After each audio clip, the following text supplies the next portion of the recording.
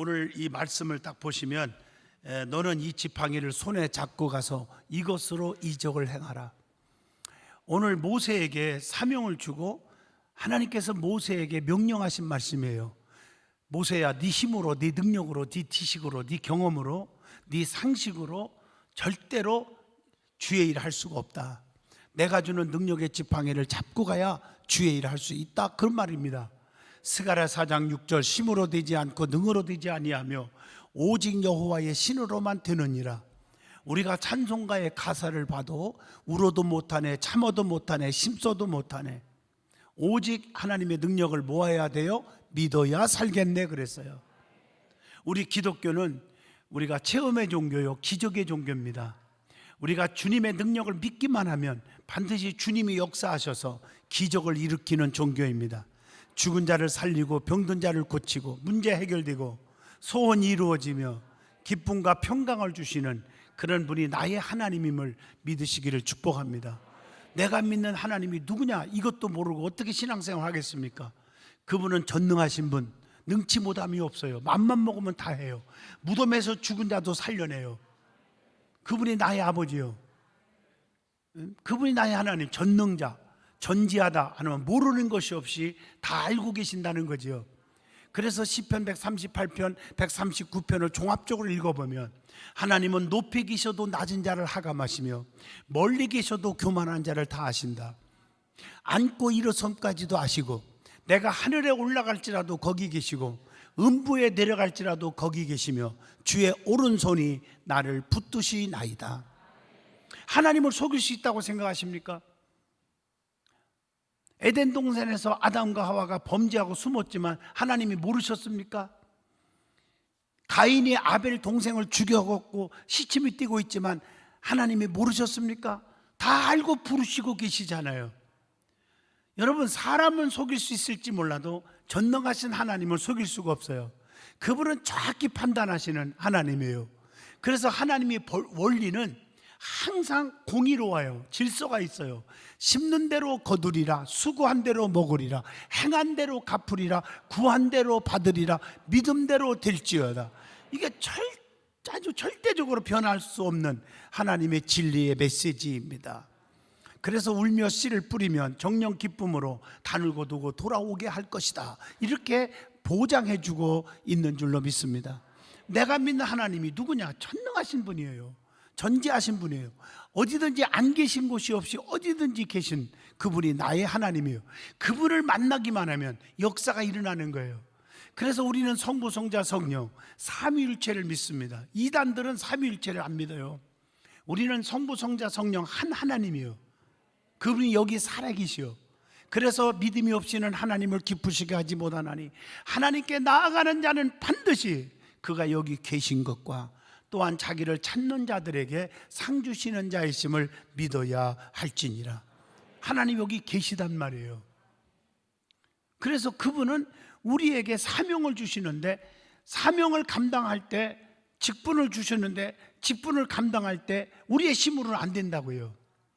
그래서 성령께서 역사하시는 줄로 믿습니다. 그 성령님을 만나는 거예요. 하나님을 만나서 그분이 주시는 능력 갖고 우리는 행하는 거예요. 그래서 성부 하나님을 아버지로 만나는 거예요. 성자 하나님을 구세주로 만나는 거예요. 성령 하나님을 보혜사로 만나는 거예요. 이 만남이라는 게 얼마나 중요하냔 말이에요. 세상에서도 사람 잘 만나서 행복한 사람, 축복받은 사람도 너무 많잖아요. 목사와 성도 관계도 좋은 만남을 통해서 평생에 자자손손이 복받고 같이 행복하게 사는 분들도 많단 말이에요. 성도와 주의 종으로서 만남이라는 게 얼마나 중요한지 모릅니다. 이걸 아셔야 돼요. 제가 언젠가 간증한 적이 있지만 12살 먹은 소년이 너무 배가 고파요. 가난하고 먹을 게 없어. 그래서 염치불구하고 어느 식당에 쑥 들어갔어요. 그 식당도 뭐 이렇게 넉넉하지 않은 조그마한 가난한 식당이었어요. 밥을 시켜놓고 실컷 먹었어요. 먹고 나니까 이제 돈을 줘야 되는데 돈이 없잖아요. 그래서 펑펑 울면서 무릎 꿇고 주인에게 빌었습니다. 사장님, 죄송합니다. 제가 이렇게 나쁜 애는 아닌데요, 워낙 배고프고 죽게 생겨서 할 수 없이 먹었어요. 돈이 없어요. 그런데요, 제가 보답 하나 하고 싶은데요, 의자에 한번 앉아 주실래요? 의자에 딱 앉아 있었습니다. 이 소녀는요, 종이도 없어요. 그래서 연필 가지고 그 네프킨 휴지 조각에다가 그 주인의 초상화를 그렸어요. 그리고 나서 작품은 별거 없는 것 같아도 내가 꿈이요 화가가 되는 유명한 자가 되는 게 꿈이거든요. 아마 미래에 내가 또 하나님이 주시면 축복을 받겠죠 하는 생각으로 아마 그렇겠죠. 그러면서 드렸어요. 이걸 잘 보관하시면 언젠가는 도움이 될 거예요. 이렇게 미래의 꿈을 꿀 줄 아는 소년이었단 말이에요. 그리고 이제 잊어버렸는데 먼 훗날 그걸 잘 보관했다가 너무너무 생활이 어려워서 이 소년이 한 생각이 떠올라서 그 초상화를 끄집어내 보니까 밑에다가 사인 하나가 있었어요. 그 사인이 뭐라고 써 있느냐? 피카소라고 써 있었어요. 그 시간에는 피카소는 성인이 되어서 유명해진 시간이었습니다. 이걸 내다가 팔았는데 놀라지 마세요. 무려 300억에 팔렸습니다. 놀라지 말라 하는 사람이나 놀라지 말라 한다고 해서 안 놀라는 분들이나 다 똑같으구먼요. 아주. 네? 보세요. 이 식당 주인이 12살 먹은 소년 만난 게 대박 아닙니까? 저와 여러분은 어떤 만남이든지 우리 임직자들 만남이 있잖아요. 언제 어떤 사유로 내가 여러분들의 도움을 받을지, 내가 여러분을 도와줄지 그건 모르는 일입니다. 모든 건 하나님이 하시겠죠. 사람과의 관계도 잘해야지만 더 중요한 것은 하나님과의 관계. 그래서 관계가 영원하면 시편 138편 3절에 두 가지를 보장해 주고 있습니다. 첫째가 뭘까? 내 영혼을 장려하여 강하게 하셨나이다. 두 번째, 주께서 간구하시는 날에 기도하기만 하면 그 말이에요, 응답하시겠다. 이게 대박 아닙니까? 여러분의 기도 소원이 얼마나 큽니까? 그대로 다 이루어지게 해주신대요. 내 영혼을 강하게 해주신대요. 여러분, 육체도 약하면 합병증으로 죽어버려요. 오래 못 살아요. 그런데 영적으로도 마찬가지라고 생각해요. 영적으로 병들고 약해지면 아무 역사를 못 이루어요. 육체가 강할 때 무슨 일이든지 할 수 있는 것처럼 영이 강할 때, 믿음이 뜨거워질 때, 성령에 충만할 때 놀라운 기적이 일어날 줄로 믿습니다. 내 영을 강하게 해주신다고 보장해 주고 있어요. 오늘 다시 말씀으로 돌아옵니다. 주님이 나와 함께 하셔야 돼요. 그분을 만나는 게 축복입니다. 그분이 도와주셔야 역사가 이룰 수 있어요. 여러분 직분 맡으면서 내 힘으로 할 수 있다고 생각하십니까? 아닙니다. 성령께서 도와주셔야 하는 겁니다. 오늘 이 시간에 내 힘으로 할 수 있다 이렇게 생각하면 그건 교만이 하늘을 찌르는 것이요, 교만은 패망의 선봉이요, 거만하면 너무 집에 앞잡이라는 말씀을 기억하시고 1분 1초라도 하나님이 안 도와주면 나는 끝나는 인생이다.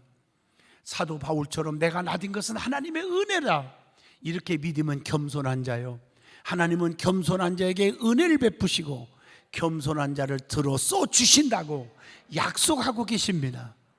겸손하게 사명 감당하시길 바랍니다. 그러면 하나님께서 모세에게 권능의 지팡이를 들려주신 것처럼, 엘리야에게 권능의 두루마기를 입혀주신 것처럼, 엘리사에게 갑절의 능력을 주신 것처럼, 삼손에게 당나귀 뼈다귀라도 들려주신 것처럼, 오순절 마가다락방의 120명에게 성령과 은사를 주신 것처럼 하나님이 능력 주서 쓰실 줄로 믿습니다.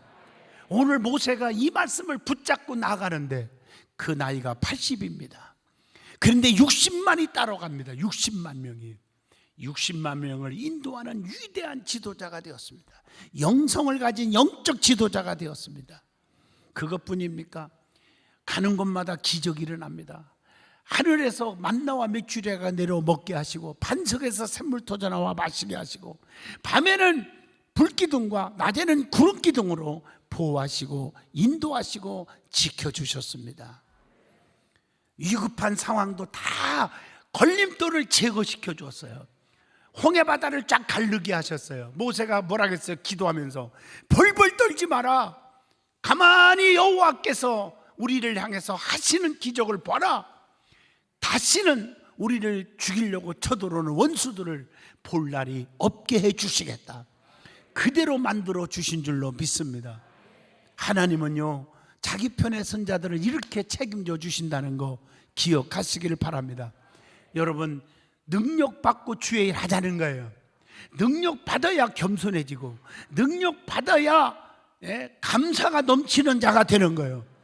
믿음이 떨어지고 능력이 없으니까 입에서 불평만 나오는 거예요. 마귀, 사탄, 귀신의 역사만 이루는 사람들이 얼마나 교회 안에 직분자들이 많습니까? 그러나 성령에 충만한 사람은 온유합니다. 성령의 열매를 맺어요. 그래서 갈라디아서 5장 22절 23절 사랑, 희락, 화평, 온유, 자비, 양선, 오래 참음, 충성, 절제, 9가지 열매를 주렁주렁 맺히는 거예요. 성령 받아야 열매를 맺는 거예요. 성령 받아야. 오늘 여러분, 우리 든든한 교회는 성령에 충만한 교회예요. 성령 운동하는 교회입니다. 여러분들이 그 스타일을 인정하기 때문에 부흥사로 365일 나갔던 부흥 강사를 담임 목사로 섬기는 거 아니겠습니까? 성령 운동하는 교회예요. 성령 받지 않고 내 힘으로 한다, 그럼 우리 교인이라고 말할 수가 없습니다. 여러분, 소속감에 분명하시고 여러분 사명 감당하시면 영적인 일에만 열매 맺는 게 아니라 여러분이 육신의 것도 다 책임져 줘요. 제가 아까 교육시키면서도 말했지만 사명을 겸손하게 감당하면 어마어마한 상상을 초월한 기적과 축복이 있지만, 오히려 감당하지 않고 교회에 누를 끼친다면, 불평 원망하고 불평한다면 그것은 어마어마한 추락되는 사람이 된다. 어떻게 추락되는가? 오늘 1부, 2부, 3부 설교 때 성경을 다 대드렸습니다. 여러분, 축복받는 자가 될래요? 아니면 밑에 있는 자가 될래요? 다운되는 자가 되지 마세요. 그래서 하나님은 사랑의 하나님이지만 무서운 진노의 하나님이기도 합니다. 여러분, 양면성이 있어요. 이걸 아셔야 돼요. 왜 성도들이 시험 드는 줄 아세요? 왜 여러분 교회와 등지고 주의 종과 등지는 줄 아세요?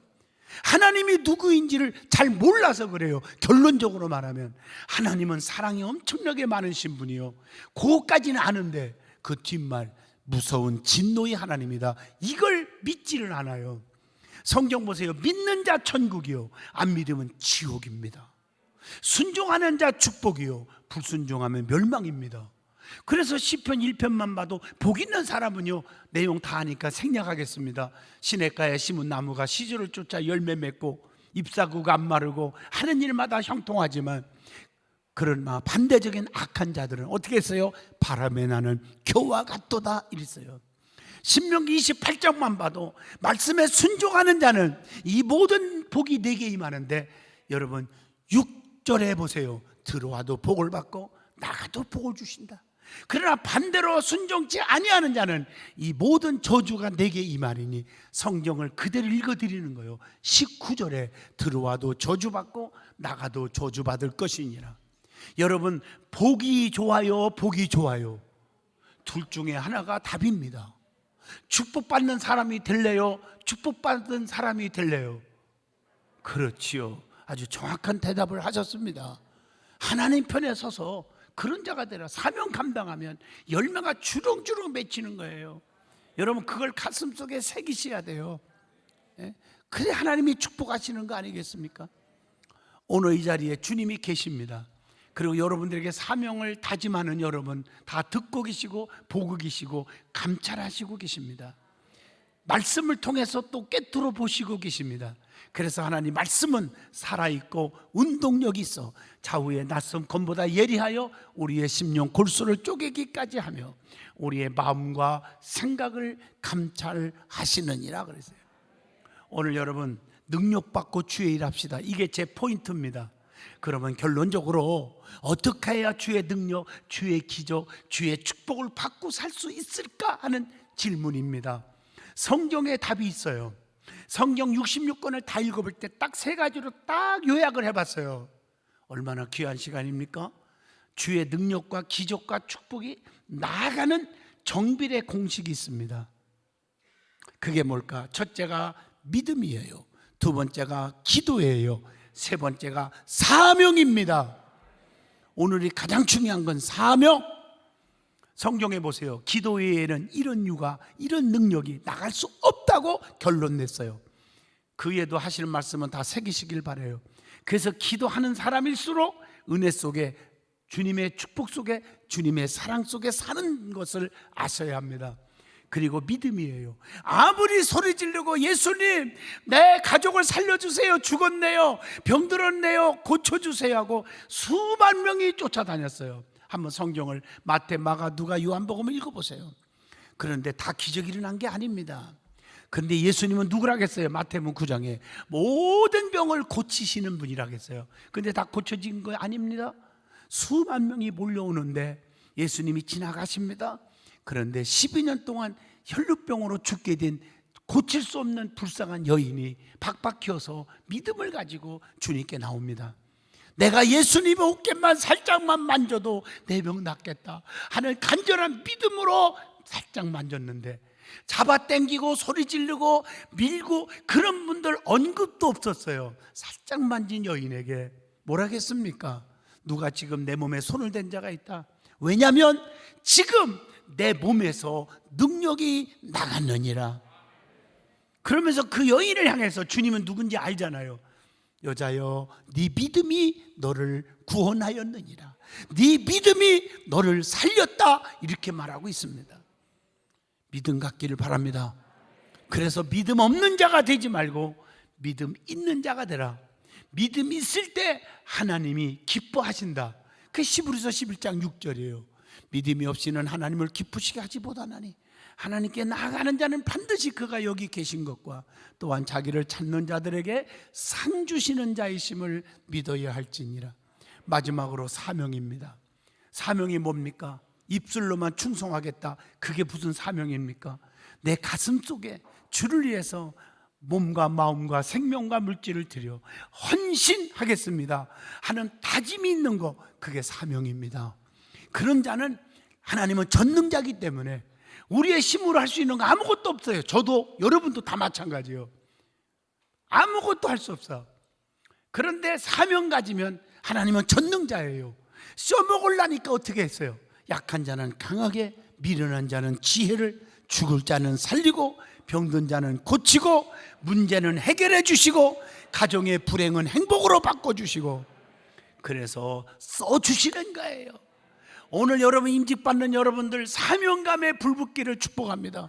내가 주를 위해서 헌신하겠다고 하는 다짐만 가지면 하나님은 여러분 대박이 터지게 해주실 거예요. 그게 하나님의 기적이요 축복입니다. 저는 21살 때 신학교 들어가서 21살 때부터 개척을 해가지고 무당촌에서 시작해가지고 단독 목회를 했어요. 단독 목회만 지금 47주년입니다. 사람들이 의아해요. 목사님 얼굴 보면 40대 같은데 무슨 47년에 성역을 했나? 한번 계산해 보세요. 제가 1975년도부터 제가 단독 목회했어요. 무당촌에서 전도사로.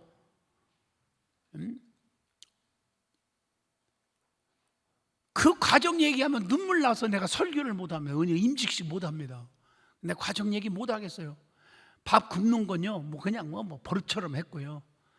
교회에서 개척하면서 우리 든든한 게도 마찬가지예요. 몇 년 동안 생활비 한 번도 안 받기로 선포하고 있는 거 다 털어서 바치고, 우리 여기 사모가 앉아있지만 눈물겨워요. 제가 차고 있는 시계, 반지 모든 걸 안 파는 게 없어요. 다 팔았어요. 다 팔았어요. 심지어 너무 어려우면 다 썩은 10년 넘은 봉고차 누가 줬는데 그거 가지고 팔아갖고 25만 원 받았나 그랬어요 아마. 그래갖고 교회 운영하고, 그래서 오늘 든든한 교회가 세워진 겁니다.